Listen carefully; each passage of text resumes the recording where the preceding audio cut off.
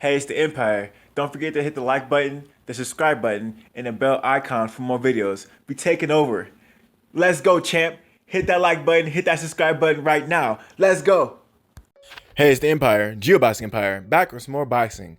Nah, man, former WBC 154 champion, light middleweight champion, Tony Harrison, man.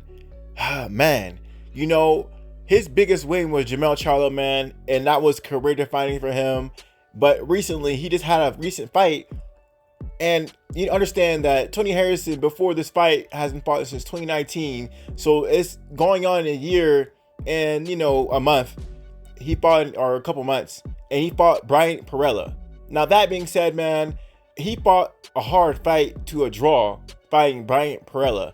And that was a great fight for Tony Harrison. It was a fight where he was getting dominated. And understand that, that being said, it was a fight, it was going back and forth. But understand, he was getting hit a lot in that fight. And I thought that PERRELLA, you could argue that he won the fight. But, fighting any southpaw is extremely hard. It's extremely hard for any fighter.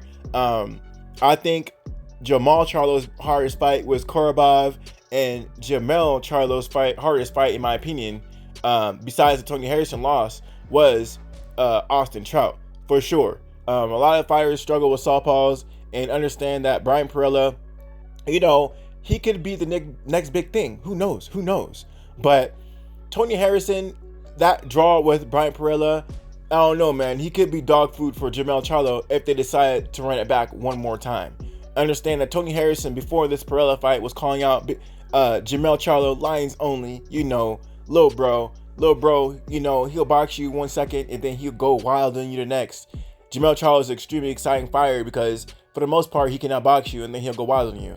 But the crazy dynamic with the Tony Harrison fight, when he was fighting Tony Harrison, is Tony Harrison was outboxing him most of the time, and then JERMELL CHARLO would just snap and go wild on Harrison, and it always caught Harrison off guard. He'll just throw these looping left hooks that were catching Harrison, and that punch was ultimately the punch that gave Tony Harrison the most problems and making him lose the fight in the day by TKO the second time around.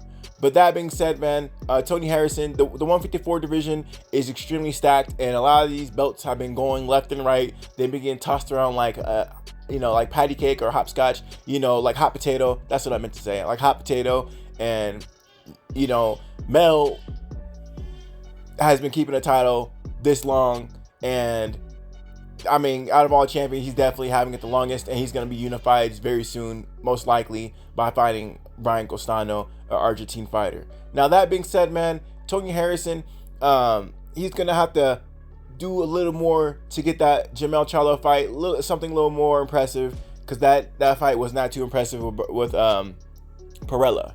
But I love watching elite level southpaws fight. There's nothing better than watching a southpaw fight at any kind of elite level southpaw fight, any top level fighter, because it's extremely rare to see left-handed fighters at an extremely high level, especially when they're aggressive, which I think BRYANT PERRELLA was extremely aggressive.